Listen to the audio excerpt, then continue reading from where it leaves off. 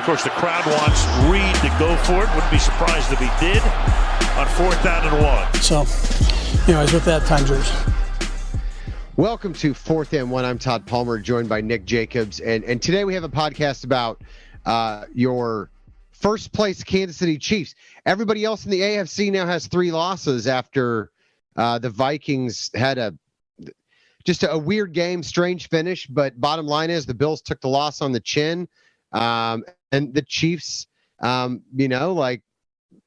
now, the AFC continues to go through Arrowhead. I mean, obviously, a loss could change everything. There's a long way to go in the season, but the more things change, the more they stay the same. And brother, I think it has everything to do with Patrick Mahomes, because I want to take you on a journey for a minute, if you don't mind. Okay.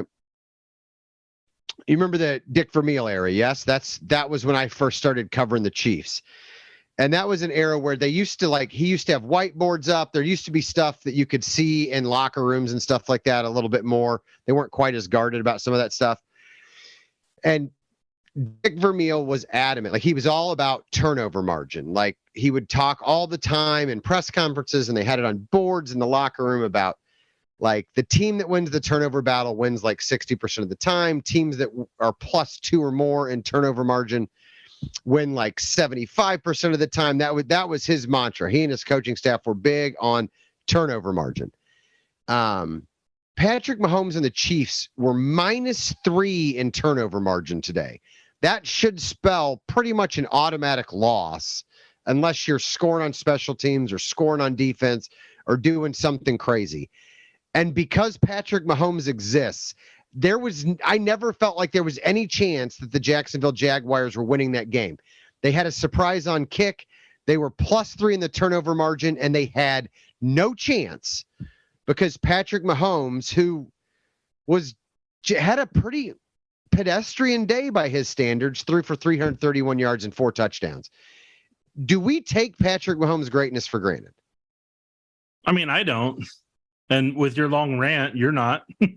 No, I'm just saying, but I think generally, do you think people appreciate how rare it is? It's like Pegasus and a unicorn had a child, and that child is Patrick Mahomes. He's a flying unicorn. He's not just a unicorn. He's a flying Greek god of a unicorn by NFL standards. It's ridiculous. Teams should not do that. If you're -3 and you lose an onside kick in the NFL, you should not win by 10 in a game in which you look bored and dominating the other team. Oh, I thought you had more. I'm sorry. No, it's absurd. It's absolutely absurd. I went to Thunder Gong Saturday night, Jason Sudeikis' little variety show, and it's every bit as absurd as you would think it would be. But the Chiefs, that was like the Thunder Gong of football games, Nick. I don't know what you're talking about in terms of what they do at the show. I am aware of the show and the phenomenal cause that it helps. Yeah. Look, I mean, yes, I mean, when I saw that they were -3 in turnovers, that shouldn't have won that game. But they found a way, and they did.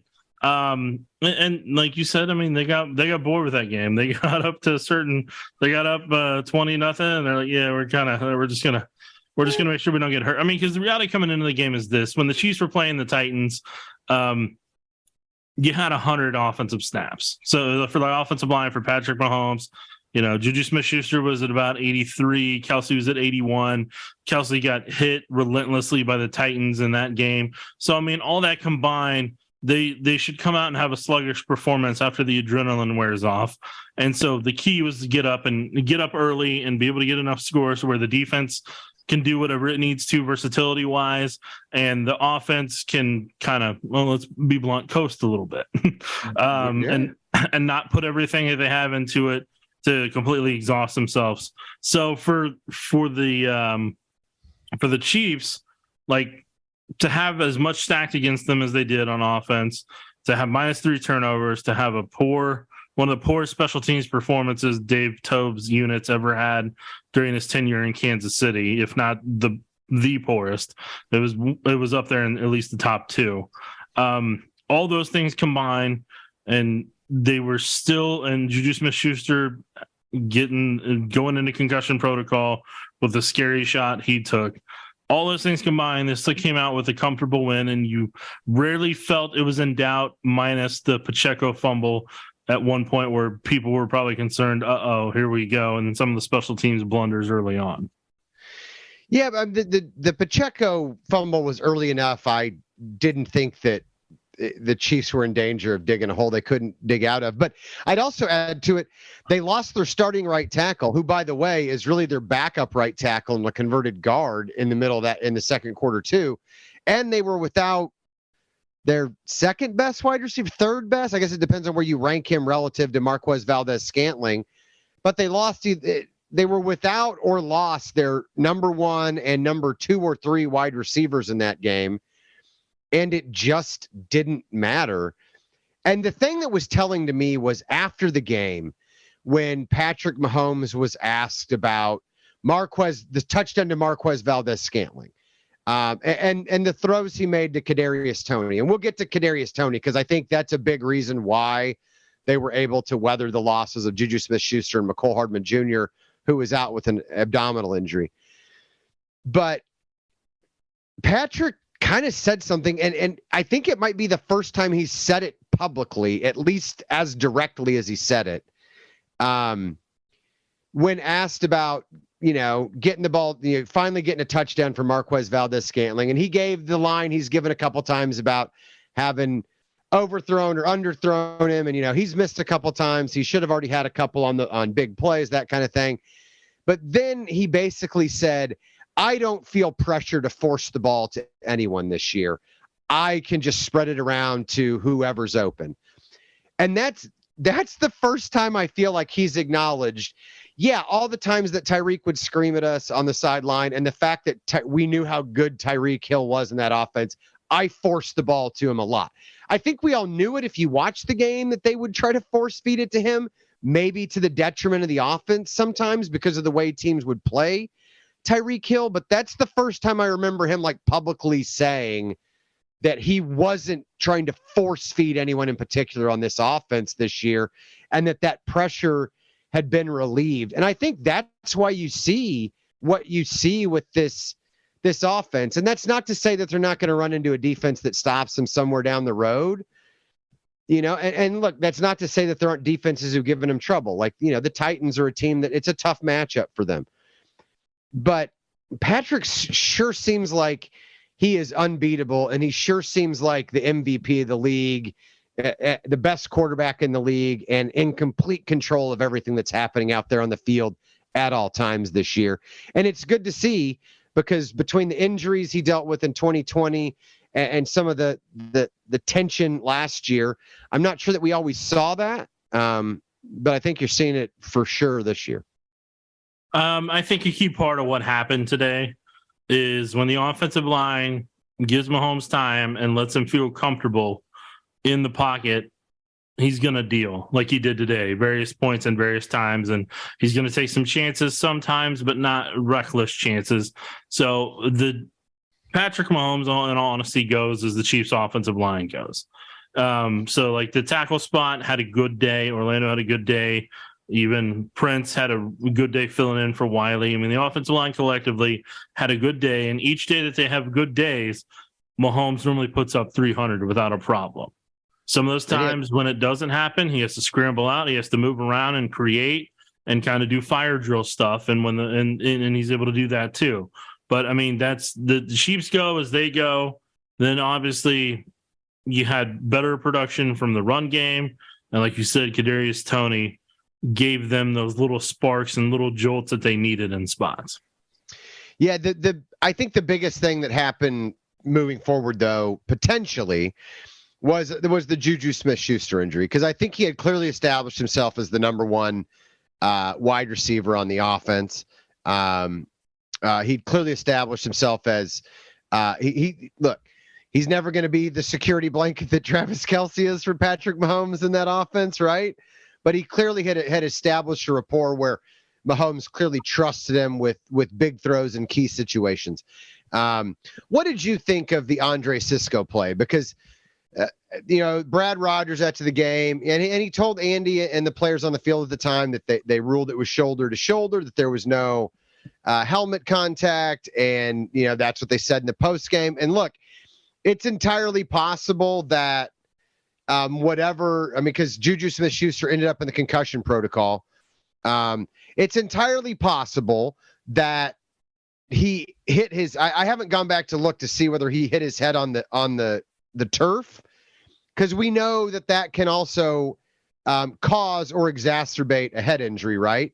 So I haven't gone back to look at it, but it sure looked like to me. Yes, Cisco hit him with his shoulder, but it sure looked like he hit a defenseless receiver in the head on that play. I was surprised they picked up the flag. Regardless, that looks like the kind of play, if I'm the NFL in the era of CTE, I don't want that to be a lasting image on Sunday, for my league moving forward. But, what did you think? What did you make of it? And what was said after the game about it? I mean, his arms are already in the fencing position after the hit. Like, he's in midair and his arms are already in the fencing position. So, I mean, the shot had already happened at that point to what caused the concern. Second, you saw it to where he didn't catch the ball because of his body automatically reacting that way. So that, right, and by fencing position, you mean his arms are already limp, suggesting that he might not be completely conscious as he goes to the ground. Whatever you need to call it. I'm just trying to clarify and make sure that's what you're referring to, right? I mean, there's a position, and we saw it last year in the Chiefs-Chargers overtime game. Early on, whenever the Donald tight Palmer, end, the tight end for the Chargers went into the fencing position once he hit his head off. Once he hit his head off the turf, if I remember correctly. Yeah, that was a turf. He hit the back of his head on the turf and hit that. But I'm saying, when you see that fencing position the first time, you never forget it, right? Because you don't get desensitized to that one. Like, it's not normal, and the second you see it, like, stuff is real, and there's a head injury that's going to need to be looked at, in my opinion.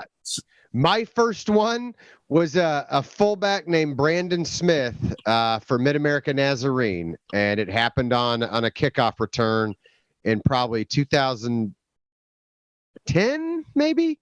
But I know exactly what you're talking about. Like you said, when you see it, it's unmistakable, and you remember it. And once I saw that last year and get to see that for the first time, unfortunately, you saw a variation of that with Tua. Mm-hmm. In his games, and then to see that again today, like, you don't forget that those images stick with you.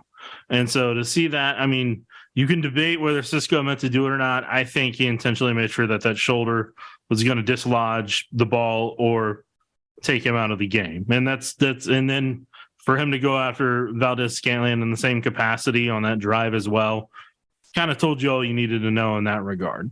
So, I mean, that was his mission. He wanted to accomplish that, and that was pretty clear. And so that's what ended up happening. But I mean, with Juju Smith-Schuster, yeah, I mean, he's the receiver. He's the number 2 reliable target behind Kelsey. In my opinion, it goes Kelsey, it goes Smith-Schuster. It's McKinnon, in my opinion, is the number 3 most reliable option they have right now. Valdez-Scantling and McCole, it just depends on the day. But Kadarius Toney is working his way up to where he's if he continually stacks performances like he did today, he's gonna be the number 3 option. I think he already is, dude. I'm saying you need to stack more of those performances, but once you do, he becomes the number 3 option behind Kelsey and Juju Smith-Schuster. He is what they wanted Valdez-Scantling and Hardman to potentially be earlier on this year. Yeah, and you're seeing why. I mean, you're seeing if you go back and actually look at his game-by-game stats for the Giants, he had like a 189-yard game early in his rookie year last year. The idea, I know there's some off-field stuff. I know he had a lot of injuries with the Giants, and look, I mean, he still may end up being injury-prone this year. Who knows? There's a lot of football left to be played during the regular season, but I mean, you see why he was the number 20 pick in the draft. You see what teams coveted about him coming out of Florida. his playmaking ability, his elusiveness, his shiftiness. Look, him getting that first touchdown and like sack racing, one leg down the sideline, was cool. The biggest play I thought was they run a double move. Mahomes does the pump, and Kadarius Toney still in double coverage, looking back into the sun. Patrick already trusted him to just chuck that ball up there and for Kadarius Toney to come down with it. And he did, by the way. And he even adjusted his gloves as the ball was in the air mid-route before he went up and got it. I don't think plays like that, when Patrick Mahomes watches on a film, are going to engender any less trust in Kadarius Toney moving forward. Oh no, Kadarius is going to get pretty opportunities to be fed here. As long as he stays healthy, he'll get more touches. Yeah, absolutely. So, honestly, at this point, it's early. Who knows what's going to happen? I'm not a doctor or anything. I would be a little surprised if Juju Smith-Schuster played next week. Like, I guess I should say I wouldn't be surprised if he misses the Chargers game after what we saw today. Now, Patrick Mahomes said he told reporters that he talked to Juju Smith-Schuster in the post game, or locker room, and that he was seemed normal. He seemed like himself. That's a good sign. I would also say that can be deceptive, and not to read too much into that as far as what that means for the concussion protocol. Patrick's not a doctor either, right? And so there's a lot of, I think it's going to be wait and see, and at best is going to be a game time decision on whether Smith-Schuster can be available this week. How big a concern would that be, going into what is now a Sunday night football game against the Chargers that effectively could give the Chiefs a 3-game lead in the division? I don't know what happened with the Chargers tonight. I assume that they won, but I don't know if it had gone final yet. The reality of it is that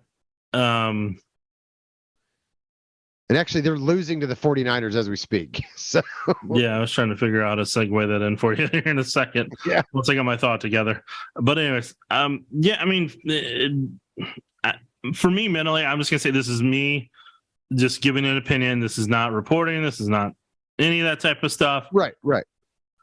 Once I saw him in the fencing position, I'm like, I think it's going to be really tough for him to play on Sunday night next week. And so, that's my personal, that's where I'm mentally at with that. So I want what's best for his health and for him long-term, not just, simply for a Chargers game.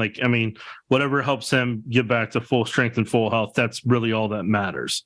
So, that's where I'm at with that. Now, I would rather him miss 2 weeks, 3 weeks, whatever it takes for him to be healthy, and then, be available in December and into January when the games matter more. And I think the Chiefs, I don't think the Chiefs are going to rush him back. I'll put it that way. I don't think there's no way that they're going to risk a short-term gain or, short-term reward versus the long-term gain. The Chiefs, especially with some of the results today, if the Chargers go ahead and lose, the Bills loss, some of the way things have shaken out, I don't think the Chiefs need to feel any urgency. Like, they're in a great position right now. Yeah, so they'll have a full week to prepare about how they want to work around it and everything, and you're hoping McCole Hardman can come back healthy next week and that he's okay and good to go.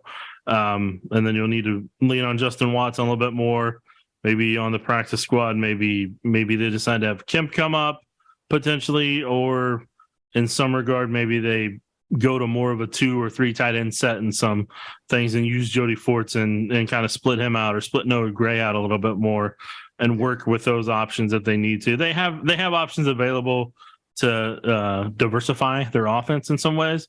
So, they can work around it, and it's not going to be the worst thing in the world for the team. And Kadarius Toney, if he's able to kind of have another game like he did, like that would help them out tremendously.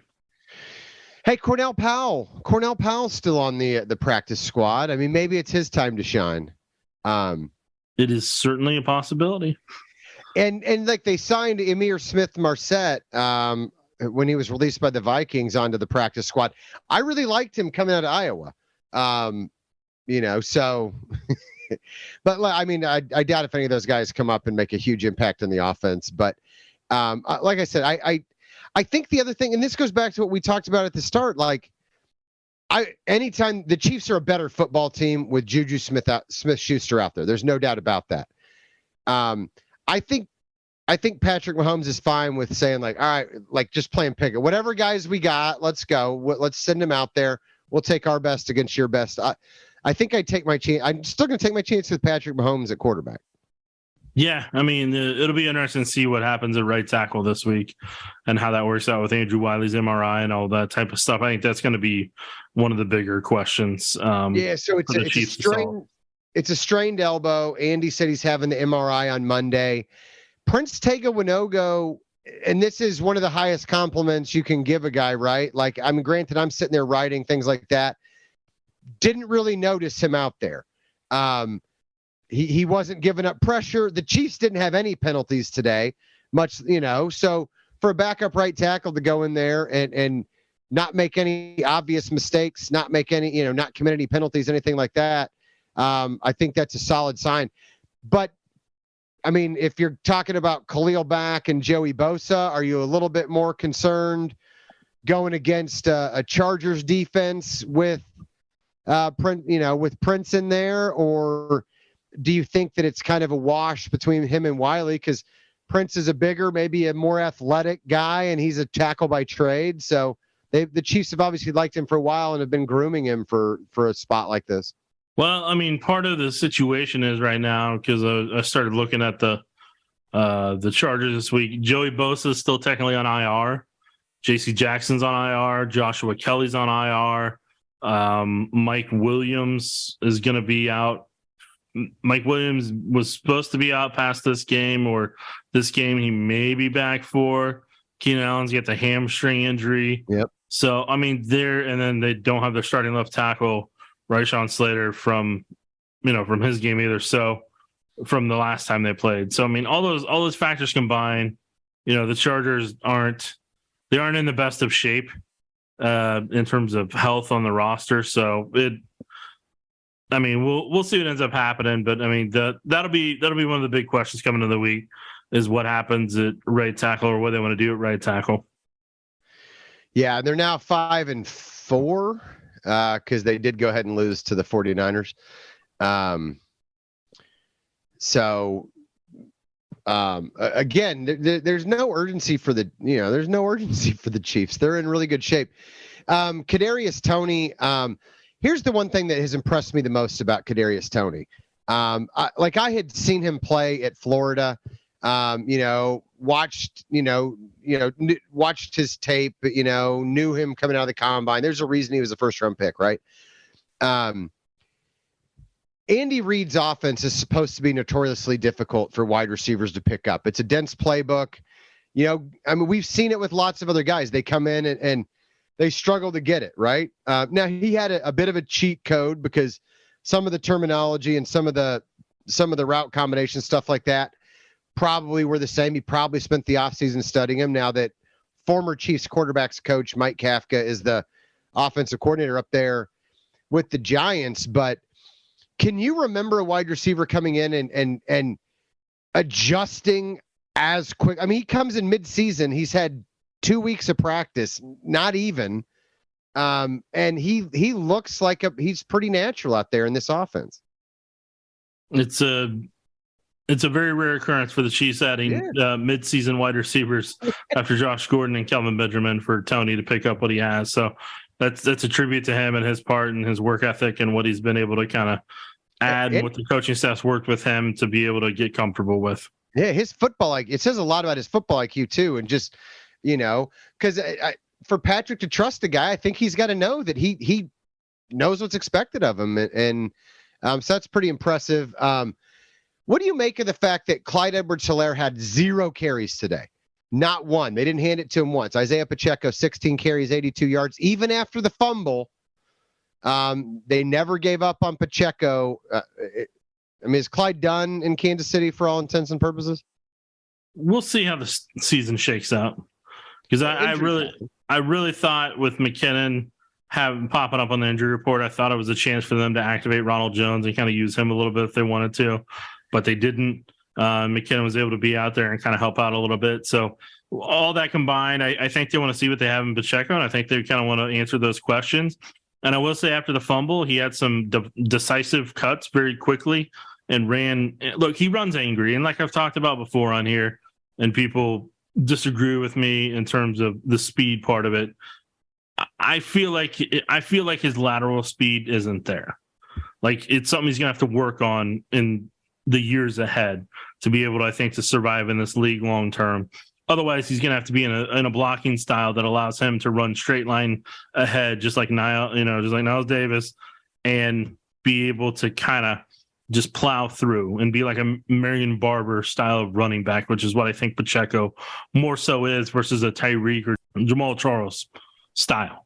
So yeah. With that combined, I think that they want to, if they have a chance to run their power run game with him, I think they're going to try that, give him a lot of the straight line runs, and kind of, he's just got to be able to tap into that decisiveness, those quick cuts, and try to use what speed he does have and what kind of burst he does have to his advantage in the Chiefs scheme.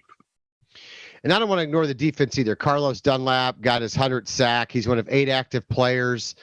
One of 60 players, since all time, if you count the unofficial sacks before 1982, things like that. One of 60 guys who've ever reached that milestone. And that's a significant milestone for any pass rusher. Look, the Chiefs had 5 sacks, even, without Frank Clark in there. They'll get him back after the suspension. Colin Saunders, you've been begging for somebody to help Chris Jones, who remains arguably the best defensive tackle in the game right now, to help provide some interior pass rush. 2 weeks in a row now, Colin Saunders has a sack. He's starting to show the promise that we saw when he came out as a 3rd-round pick out of the draft. This defense they continue to impress, man. I mean, the game plan was to keep Etienne between the tackles.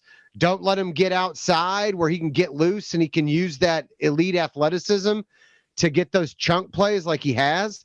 He had 11 carries for 45 yards. They did a great job against Travis Etienne.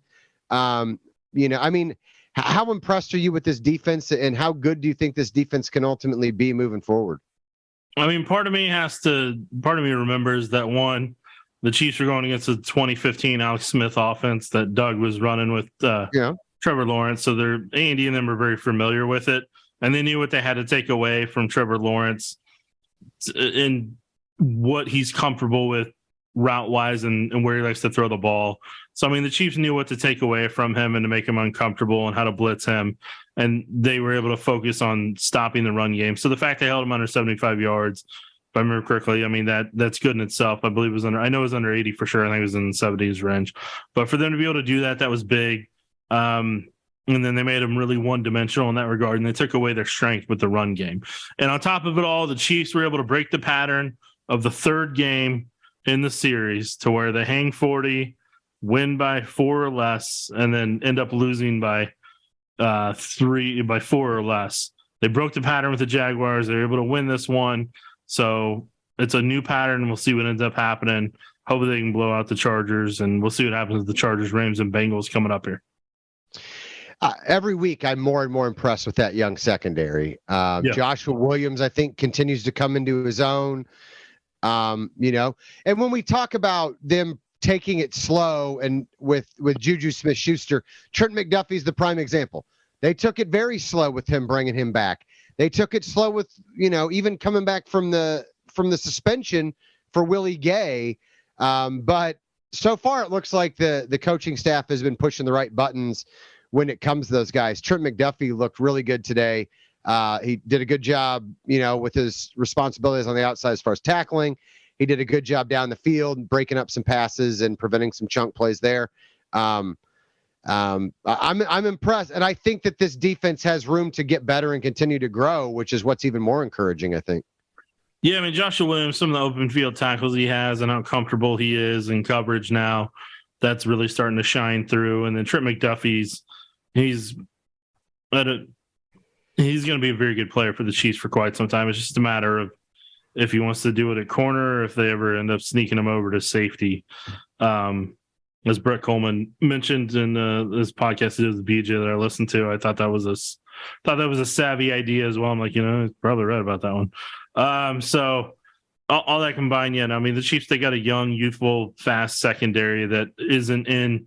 They don't seem overwhelmed or in over their heads, and so they're going to play some big games coming up here and some more primetime games. So they'll honestly be very battle tested by the time they hopefully, not Homewood, get to the playoffs.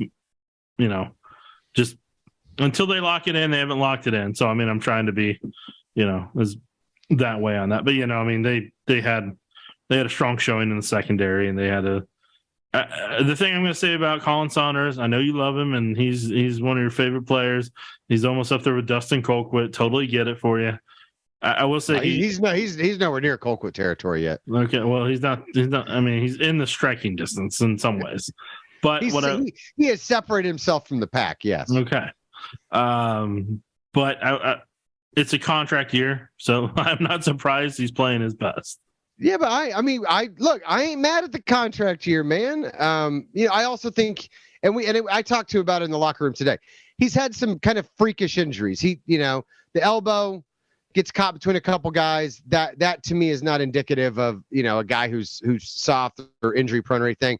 He told me today that the knee injury he had last year was actually an existing knee injury. He was playing through it, got aggravated, and then once it got hurt again, it had to be dealt with. And so, I mean, these things happen in the NFL. But look, I'm just glad to see him starting to I liked what I saw on him on tape. I thought he could come in and be a good player, and I just like seeing him kind of fulfill that promise, because selfishly it makes me feel like I'm not a complete idiot and what I saw on tape was real. That's mostly what I love about Colin Saunders. Contract year, my man. Contract year. Hey, that's right. That's all right. It's contract year for me too. Every year's a contract year for me. So. Okay. Well, I feel like this is my exit at this point. Yeah. By the way, if the Chiefs can beat the Chargers next week, they'll effectively have a 4-game lead in the division with 7 games to play. I know that won't satisfy you, but I'll be ready to strike up the band and declare them the 7-time AFC West champions at that point. So. Until you clinch, you haven't clinched, brother. Fair enough. All right. Hey, for Nick Jacobs, I'm Tod Palmer. You take care, kids.